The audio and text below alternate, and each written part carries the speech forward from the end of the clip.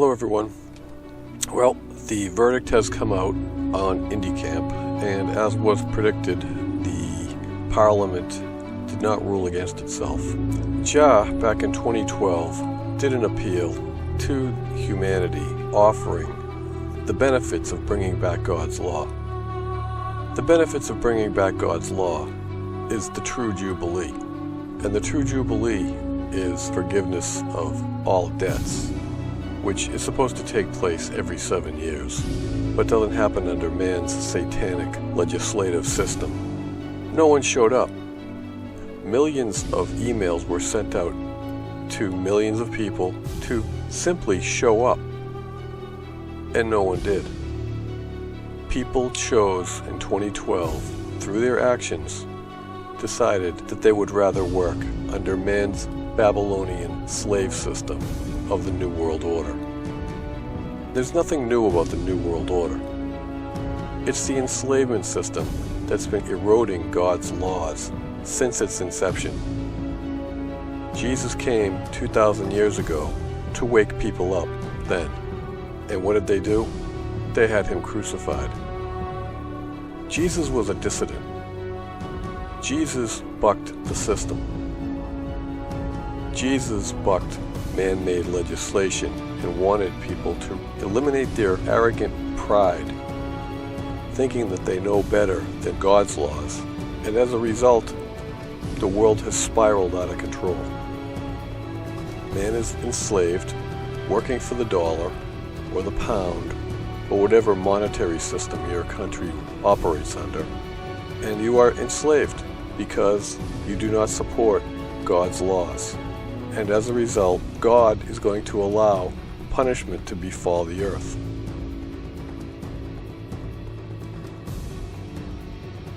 Where people believe that they should fight for their own country's constitution, parliamentary laws,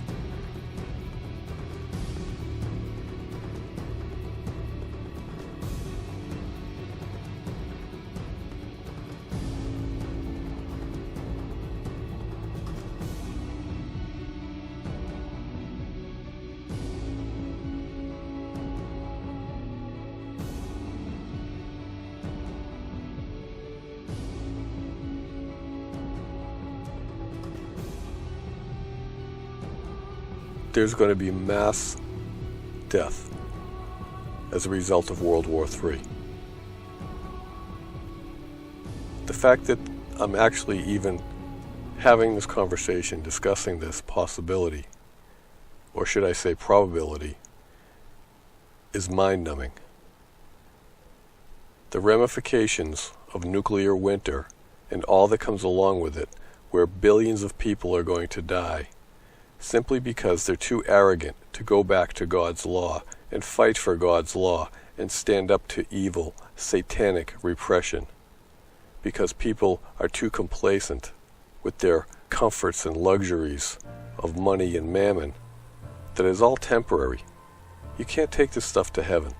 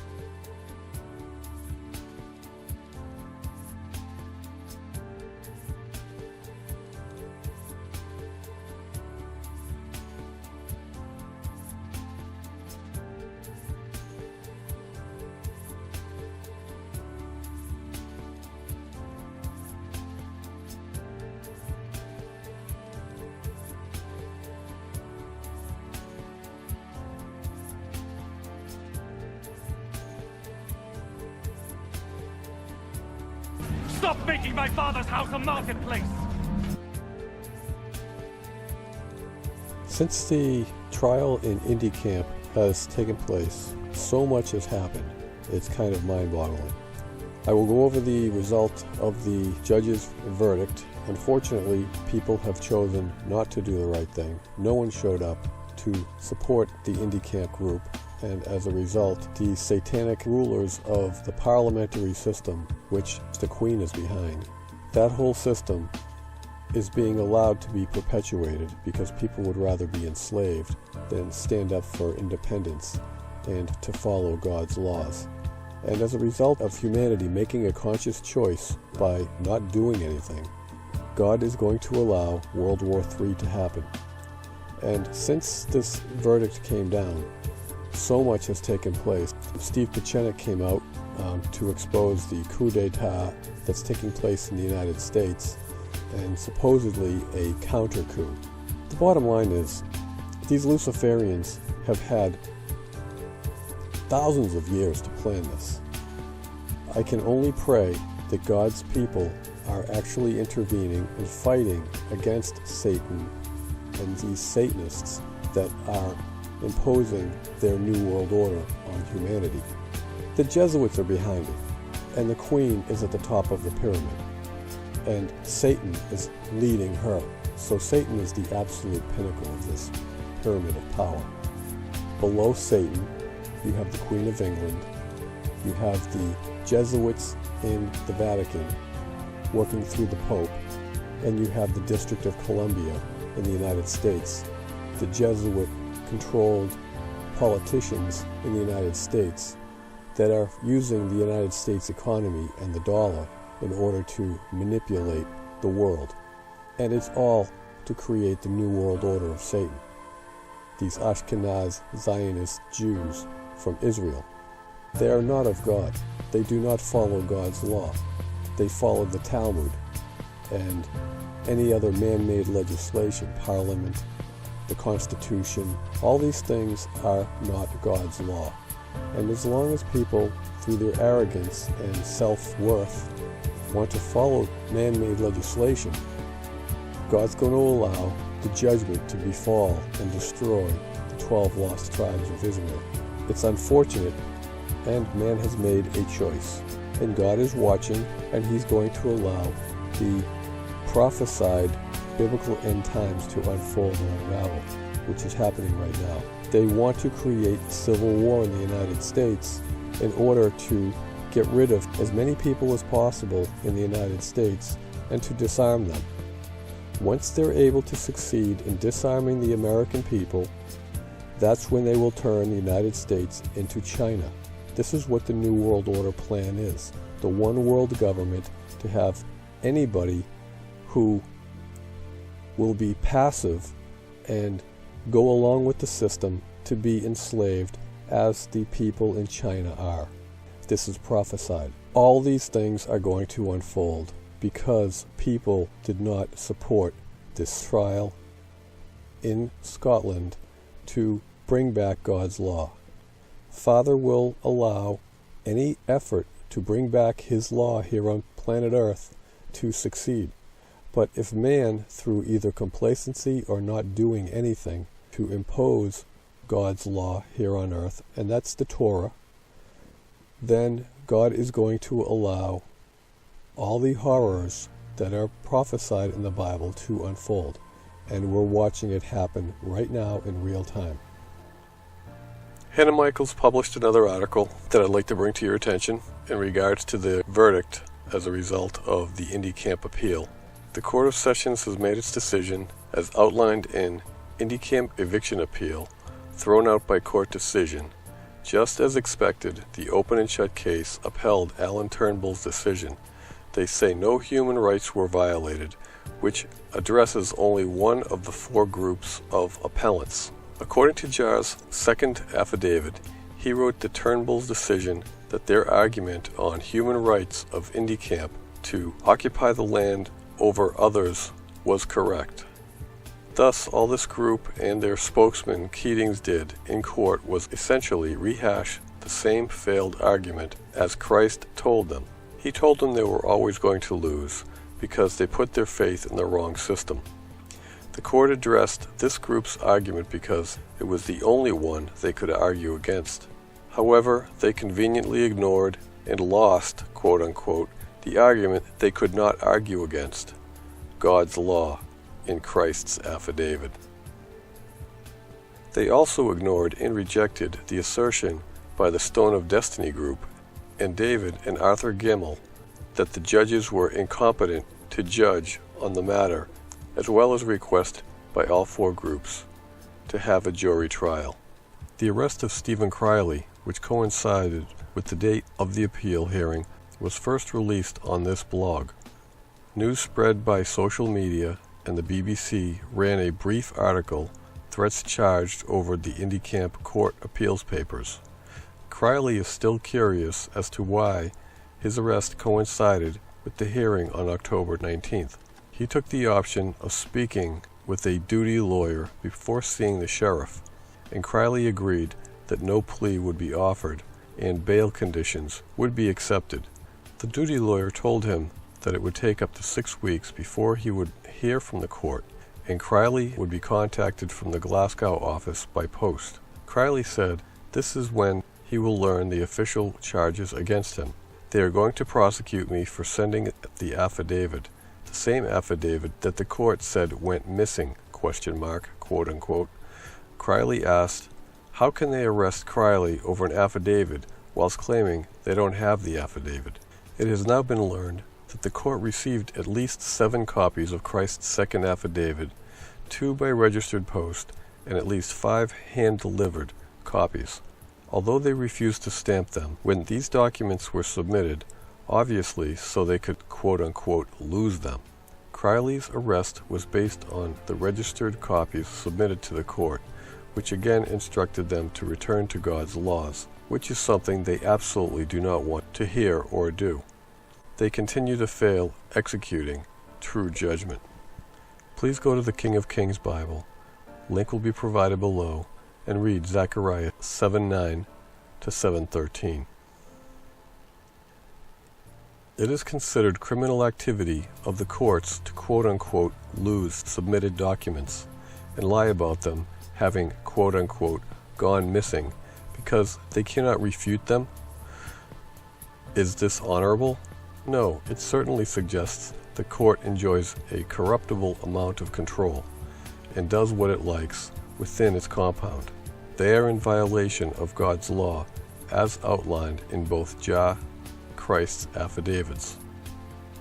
The court is most likely violating human rights, as David pointed out in court, as well as violating God's law.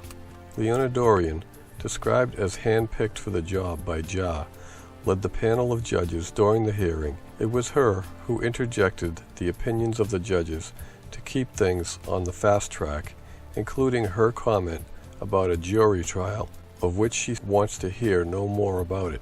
Was she trying to squash any information coming forth during the trial that would cause the SPCB to lose?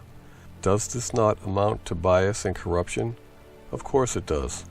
At the hearing, David, one of the appellants, asked the judge to recuse themselves because they weren't applying Scots law and were committing criminal offenses. In particular, Dorian should have recused herself to avoid an act of treachery. This is well described in the article entitled IndyCamp Appeal Court Treachery, which outlines Dorian's association with the Scottish Parliament corporate body through its law firm Brodie's LLP. Quote, David understood, as do the rest of the Indy campers now, Lady Leona Dorian had no right to sit in judgment when the legal firm representing MSPs, in this case, also serve on the board of the company that served the board of her solicitor's firms in London, with Lady Dorian, representative from the Brodie's LLP, saying nothing of their conflict of interest. IndyCamp Appeal Court Treachery. The title about her treachery also explains judicial recusal, where a judge must step down if there is an apparent bias. A judge must step down in circumstances where there appears to be a bias or apparent bias. Judicial recusal is not then a matter of discretion. The test for determining apparent bias is this: if a fair-minded and informed observer, having considered the facts, would conclude that there was a real possibility that the judge was biased, The judge must recuse himself. See Porter versus McGill, 2002. The test to be applied having regard to all the circumstances of the case, and to maintain society's trust and confidence, justice must not only be done, but must also be seen to be done. They have lost society's trust and confidence. This isn't the only case where obvious conflicts of interest are apparent, and instead of recusing themselves, it would seem the judge's certain interests are actually being selected for certain trial hearings. For example, Robbie the Pict claimed an impartiality of judge decisions were tainted by their membership in the Speculative Society, a secret brotherhood society, with the usual benign cover story as the purpose for its existence. Robbie the Pict revealed that Sir Ian Noble, chairman of Sky Bridge Company, controversial island link opened in 1995, and the then Transport Minister, Lord James Douglas Hamilton, responsible for the construction and financing of the bridge, plus 12 of the judges who presided over the appeals, were all members of the Speculative Society of Edinburgh. The background to Robbie the Pict's case dealt with the 1989 decision of the government to fund the Skye Bridge privately, not publicly. The bridge connected Isle of Skye with the mainland, and developers were to reclaim their costs with the toll road. The private consortium invested just £500,000, from which it is due to reap some £88 million from the people of Skye. The toll turned out to be the highest per-mile road in the world. Many of the islanders refused to pay, arguing that the paperwork legalizing the toll roads had never been published. The 496 islanders were prosecuted for their refusal to pay. Of the ones who appealed, their arguments were dismissed. There is more to that story if anyone is interested in doing his own research, but it offers another example of obvious conflict of interest where judges do not recuse themselves, and offers more proof there is something sinister within the Scottish judicial and political systems. For example, political establishment rigs elections. It's really not in who votes, but who counts the votes. In the United States, early Texas voters have found their straight Republican Party vote changed to Hillary Clinton for president. Another example is the first referendum vote in Scotland. It was rigged, and the evidence can easily be found within an internet search. The IndyCamp Court Appeal Treachery article also discloses the underhanded means by which they rig the vote. Interestingly, 1998, the case involving Robbie the Pict versus Miller Civil Engineering, and the Secretary of State revealed that the QC representing the government was a speculative society knight. This QC, Duncan Menzies, now a judge, is one of the three who presided over the IndyCamp appeal hearing. Speculative society may be involved in Sheridan case, January 2nd, 2011. The website has received alarming news that Lord Turnbull and Lord Bracadle, both judges at the respective Sheridan cases, are members of the Speculative Society. The website's legal sources stated, "It would be very easy to believe that this were true, and if so, the jury and the court should have been made aware of this, especially before Lord Bracadle instructed the jury." The Speculative Society is held to be a sinister club, although Sir Stephen Young, QC, BT, a fellow member, stated at a recent hearing in Dingwall Sheriff Court, quote, that it's just like a dance club. And according to lawfullawyers.co.uk, established to give the general public and lawyers an opportunity to discuss results of civil and criminal cases after decisions have been reached by the courts, reported that Alan Turnbull, who presided over IndyCamp's first trial, was a member of the Speculative Society. If Turnbull's membership is true, it also supports Robbie the Pict's claims that members include some of the most powerful people in Scotland, including senior judges, lawyers, sheriffs, and more. Robbie the Pict and Lord Cullen, who chaired the Dunblane inquiry, was a member, as were Lord Coulsfeld and McClellan. two of the three judges who heard the Lockerbie trial. Without going into too much depth, one can ascertain that the speculative society, as well as other old-school tie networks, could easily work together to affect decisions made by any of its members. Quote, "It's who you know, not what you know," is an expression to describe exactly what goes on in political, judicial, and corporate environments. Thus, it's not a far-fetch of the imagination that many trials and hearings in Scotland have infringed upon people's rights to fairness, because parties scratch each other's backs, support brothers, or devise plans for financial gain. Can judges be fair when they run in private circles with politicians, CEOs, and other power players? Again, this is why God gave us the law, which would ensure justice and fairness for all. When man decided to start making up his own legislation and falsely calling it law, evil began to break down God's law and replace it with a system it could easily manipulate through secrecy, bribes, blackmail, and greed. Is it not apparent by now? Ecclesiastes 10:6. Folly is set in great high places, Ephesians 6:12, and the wise sit in low places. Those who will survive the fire will learn to let the inhabitants of the rock sing the new song, the song of Moses and the Lamb. You can't fight the system is another expression we use in our complacency. No, we can refuse to fight. The beast system will never be satisfied, just as the giants who towered over the people were never satisfied before they were destroyed in the flood. The Book of Enoch/Idris from the King of Kings Bible, verses 7:11 to 7:14. And they conceiving brought forth giants, Genesis 6:4 to 6:6, whose stature was 300 cubits. These devoured all which the labor of men produced, until becoming impossible to feed them. So they then turned themselves against men in order to devour them, and begin to injure birds, beasts, reptiles, and fish, to eat their flesh, one after another, and to drink their blood. The Lord saw that all men did was evil continually, so he cleansed the earth with water, and gave a few a fresh start. Solomon 14:6. For in the old time also, when the proud giants perished, the hope of the world governed by thy hand escaped in a weak vessel, Noah's ark.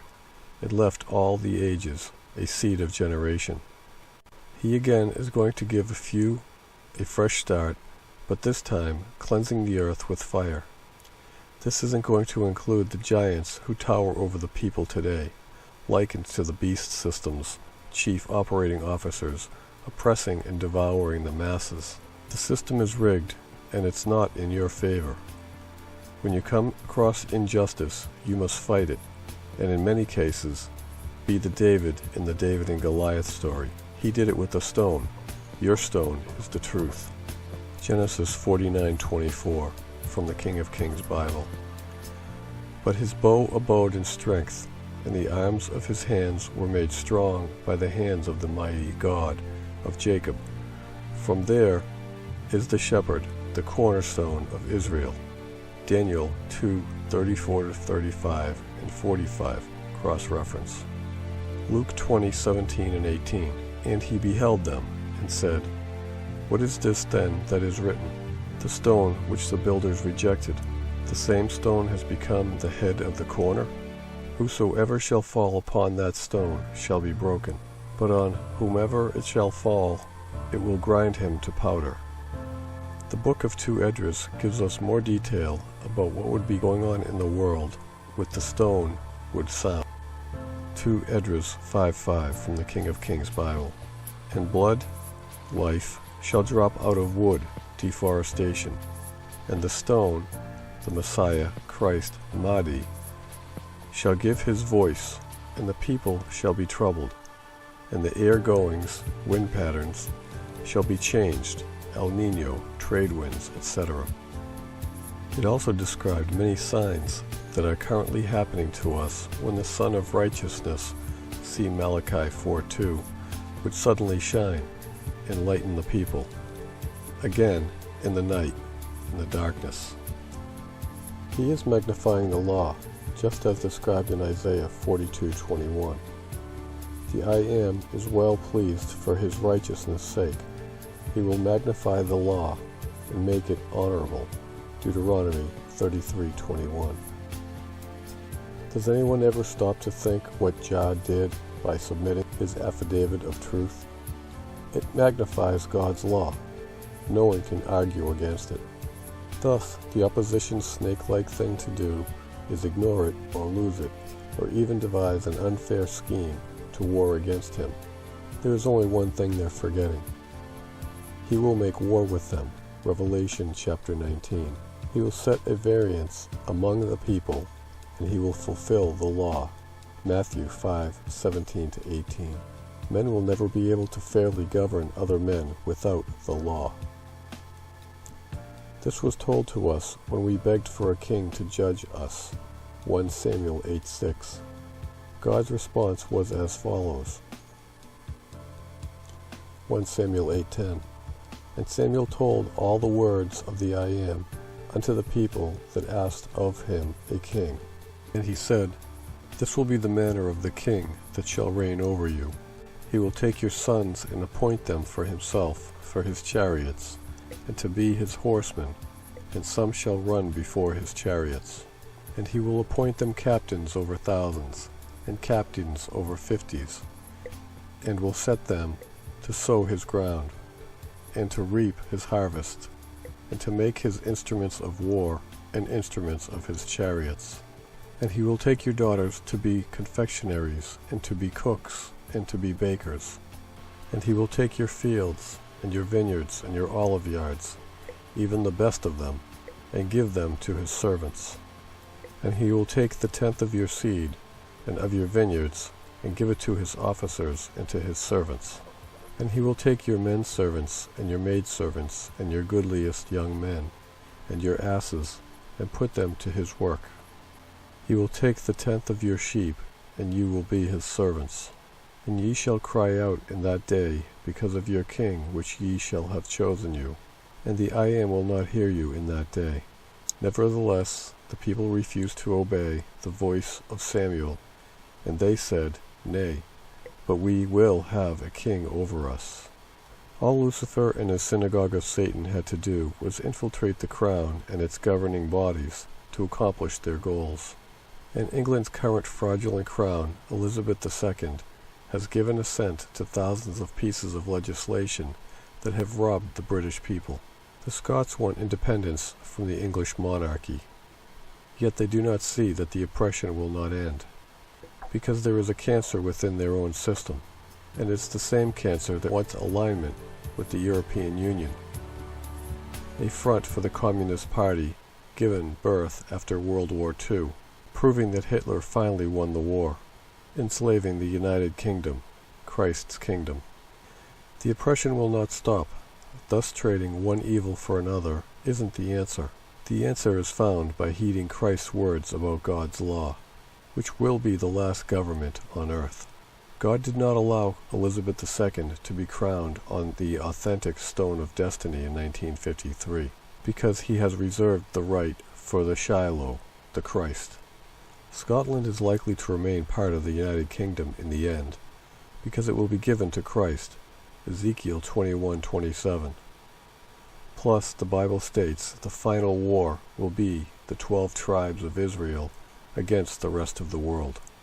Scotland is the home of Judah Zara, one tribe of true Israel. This might put a timeline on the war. World War III could possibly start before the referendum vote. Time will tell. God's will is the only one worth supporting. Richard McFarlane brought up World War III at the hearing because he understands what is at stake, and he understands the prophecies about his tribe. The West is hell-bent on provoking Russia, and Russia is done with the West's lies. More Russian warships have entered the Mediterranean, joined by China. This isn't conspiracy. It's biblical prophecy that the kings of the East will defeat God's witnesses. The clock is ticking, and the war drums are louder than ever. Russia and China will ascend like a storm and cover the land. Ezekiel chapter 38. bringing an army of 200 million men. Revelation 9:16. The arrogant West will be unprepared. The West, now hated by the rest of the world for all its unfairness, war, theft, death, destruction, and atrocities, will be defeated, causing the rest of the world to rejoice. Revelation 11:10. And they that dwelt upon the earth shall rejoice over them, and make merry, and shall send gifts to one another, because these two prophets, olive trees, tormented them that dwelt on the earth. Remember, what goes around comes around. Zechariah 7:13. Therefore it has come to pass, that as he cried, and they would not hear, so they cried, and I would not hear, saith the I Am, Lord of hosts. So as you can see, it is prophesied that the United States and Great Britain will fall at the hands of Russia and China. It's in the Bible. The prophecies that are about to unfold now, which you are watching in the news every day, is a result of the failure of man to rise up and support what took place in IndyCamp. IndyCamp was very symbolic as a last-ditch effort for humanity to try to reinstate God's laws. And humanity has allowed their court systems to rule over them. The word legal is a man-made fabrication. It's either lawful or, in God's eyes, it doesn't exist. Man's legislations, created by constitutions, created by parliaments, created by governments, created by man, created by churches. The Vatican is the head of the beast. The Queen is the head of the beast. These two entities use the District of Columbia in the United States to spread their disease across the world in the name of war. The Freemasons predicted World War I, World War II, World War III through Albert Pike. And it's all unfolding right now, before our eyes in slow motion. And this is all judgment by God, and it's allowed to happen because man did not stand up and impose God's law. Christ is here today. He's here now, hoping and praying that humanity will do the right thing and instill him as the rightful King of Kings. But as what took place 2,000 years ago, people are stupid. They won't reinstate him above the synagogue of Satan as it was 2,000 years ago. Unfortunately, the negative side of the prophecy will be fulfilled, unless man rises up. It is prophesied that we will overcome. Unfortunately, a war has to take place first. Okay guys, live in love. Peace.